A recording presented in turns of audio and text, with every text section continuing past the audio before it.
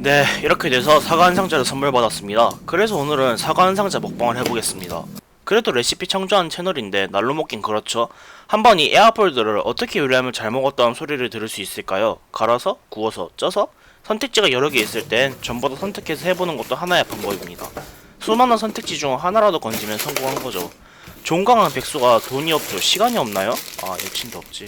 Anyway, 배고프니까 빨리 창조해봅시다. 좋아요, 시작해봅시다. 사과 포장지에 씻어나왔다고 껍질째 먹는 거를 강력히 어필을 하니 사과를 벗기지는 않을 겁니다. 하지만 사과 배꼽을 확인해보면 거미줄인지 먼지인지 뭐가 있으니 씻어줍니다. 곤충 단백질은 필요가 없으니까요. 씻어주고 나서 사과를 반으로 갈라서 못 먹는 부분은 도려내려 하면 서열 4위께서 달려나옵니다. 이럴 때면 총알같이 뛰어나와. 서열 5위 학고로서 집안에서의 생활을 이어나가려면 서열 4위를 잘 받들어 보셔야죠. 사과 한쪽 상납해서 만족시켜드립니다. 약육 형식의 세카이에서 신변의 안전을 보장을 받았다면 계속 창조해보죠. 갈아서, 구워서, 쪄서 중 갈아서를 먼저 해볼 겁니다. 사과를 강판에 갈아줍니다. 끝입니다. 네, 이거 가지고 뭘 할지는 아직 안 정해봤어요. 뭘 해먹을지는 몇 분 후에 제가 알아서 하겠죠. 이제 남은 구워서, 쪄서 중 구워서를 준비해볼 겁니다. 굽다 라는 동사와 호응한 음식이 뭐가 있을까요? 스테이크를 굽다, 전을 굽다, 또는 부치다. 그럼 사테이크와 사과전을 만들어 봅시다. 미디움 레어가 좋으니까 약간 두껍게 썰어주고 남은 부분은 먹어줍니다. 칼을 쓰는 김에 사과찜을 할 것까지 준비를 해줍니다. 사과가 갈변되지 않게 조각을 맞춰주려고 하면 맞지가 않습니다. 띵킹을 하여 경우의 수를 구하면은 각 조각을 A, B, C, D라 하고 위아래 뒤집은 걸 E, F, G, H라 하면 2번 성적표가 됩니다. 짜잔! Anyway, 계속 구하면은 8 곱하기 7 곱하기 6 곱하기 5는 1680. 여기서 중복되는 경우가 있으므로 나누기 2를 하면은 840까지.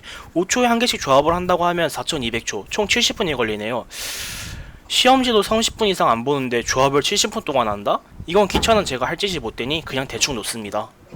이제 사과전을 하기 위해 부침옷을 만들어줘야 하는데 김치 부침개는 해봤지만 고구마전, 애호박전과 같은 전을 하기 위해 부침가루를 써본 기억이 없어요. 이럴 때를 대비하여 뒤를 보면 설명서가 있습니다. 친절하게 설명이 나와 있지만 세 줄 넘어가니 읽지 않습니다.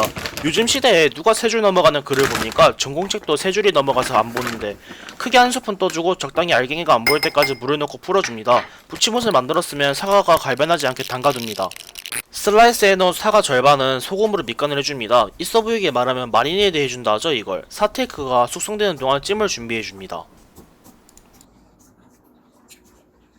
경상도에는 전을 쪄먹는 음식이 있습니다. 명절만 쇠고 나면 넘쳐나는 전들을 처리하기에 제격인 음식이죠. 이름은 잘 모르지만 이번엔 전 대신 사과를 넣어서 해볼 겁니다. 양념이 간장, 마늘, 고춧가루, 액젓이었나? 그럴 겁니다 아마. 하지만 집에 액젓을 어디다 숨겨놨는가 보이지가 않습니다. 어쩔 수 없이 잔치국수 양념장으로 해봅시다. 간장, 마늘, 고춧가루 대충 비벼주고 기름을 넣어줍니다. 사과의 단맛, 양념의 짠맛, 단짠단짠한 조합이 독이 될지 안될지 궁금해지네요. 결정했습니다. 갈아놓은 사과로는 볶음밥을 할 겁니다. 갈아놓은 사과, 간장, 볶음밥계에 치트키, 굴소스를 넣어줍니다. 솔직히 양념 뭐 넣을지도 방금 결정한 거라 맛이 너무 기대됩니다. 의식의 흐름대로 요리하는 게 야매 요리의 재미 아니겠습니까? 와겔 요리라고요? 조용히 하세요. 이제 조리를 해봅시다. 사과를 찜기에 올리고 양념장을 골고루 발라줍니다. 단짠단짠함이 잘 묻어 나오게요. 그러고 대충 맞는 뚜껑 찾아서 덮어주고 쪄줍니다. 이제 사과들을 사과였던 것으로 만들기 위해 찜기는 저쪽으로 치워두고 팬을 가져옵니다. 영상을 보시면서 분명 과일 또는 과채류를 익혀 먹는 게 꺼림칙한 분들 계실 겁니다. 띵킹을 해봅시다. 바나나도 구워 먹고 수박도 구워서 스테이크로 만들고 토마토를 익혀 스파게티도 만들고 파인애플도 구워서 하와이안 피자. 이건 좀 예식 아닌 것 같네. 따라서 제 눈법을 일과하면 사과도 맛있을 겁니다. 팬을 꺼내서 잘 달궈주고 기름 살짝 둘러주고 사과를 구워줍니다. 솔직히 신발도 튀기면 맛있다는데 사과전과 사테이크도 맛있겠죠? 사과전과 사테이크가 되는 동안 부금만 듣고 오시죠.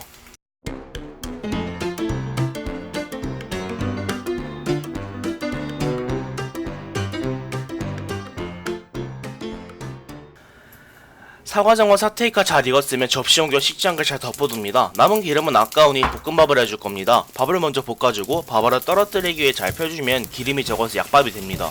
볶음밥이 다 되었으면 그릇에 담아줍니다. 그릇에 담고 나서 사과찜을 한번 봅니다.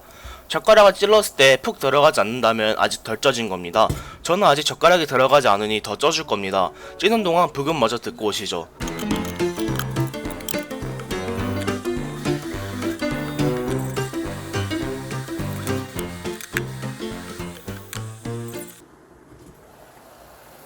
냄새를 한번 맡으면 심상치 않은 냄새가 납니다. 우선 사과볶음밥에 대해 말하면 비주얼은 이래도 의외로 맛있습니다. 사과향도 나고 약밥맛도 나고, 다음은 사과전. 신발을 튀겨도 맛있다는데 이게 맛이 없을 리가 있습니까? 하지만 식감이 꼭 무를 튀겨놓은 것 같습니다. 식감만 빼면 맛있습니다. 밥 먹다 말고 어디 가냐고요? 어디긴요, 화장실이죠. 이 사과찜은 현 인류에게 받아들이기 힘든 노래가 있듯이 이것은 현 인류가 받아들이기 너무 이른 맛입니다. 빨리 변기로 보내버리고 왔습니다. 사테이크, 맛은 좋은데 식감이 꼭 무를 구워놓은 것 같습니다. 무를 구워놓고 튀긴 식감이 무슨 식감이냐고요? 병 같다는 거 돌려 말한 겁니다. 사과찜 맛 표현을 위해 다시 한번 먹어봅니다.